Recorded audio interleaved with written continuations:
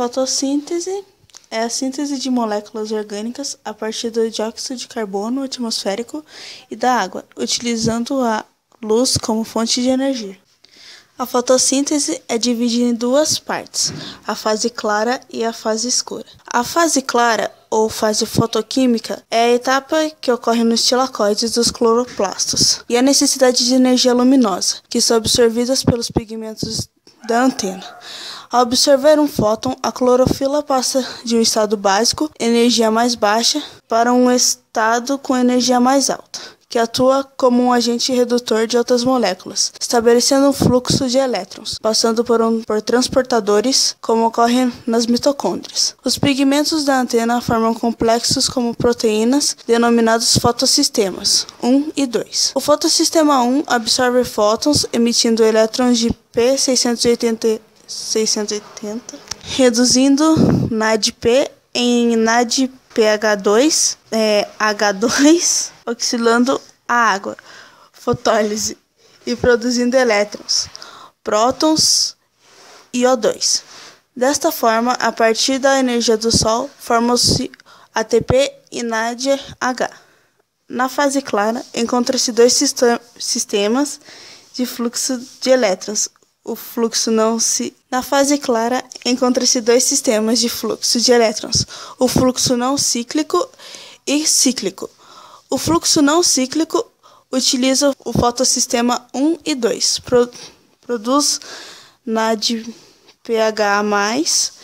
H+,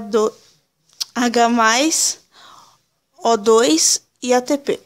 E o fluxo cíclico utiliza o fotossistema 1 e produz NADPH+, H+, e ATP. Agora vamos falar sobre a segunda etapa, que é a fase escura. Essa fase da fotossíntese, que ocorre no estroma do cloroplasto, independe de luz, uma vez que essa já foi capturada pela planta.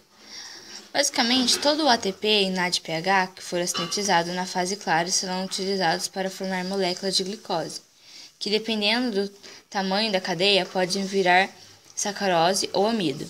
Se o produto for a sacarose, ele costuma migrar para o citoplasma da célula, para ser utilizado na respiração celular.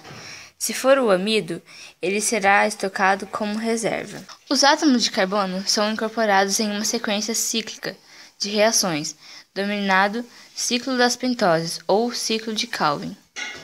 O ciclo de Calvin é dividido em 3 etapas. Primeira, carboxilação.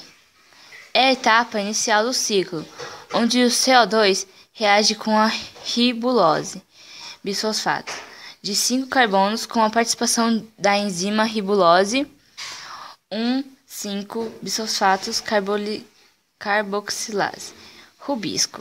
E em seguida, essa molécula é ciclivada, formando o ácido fosfoglicérico 2,3-fosfoglicerato de 3 carbonos.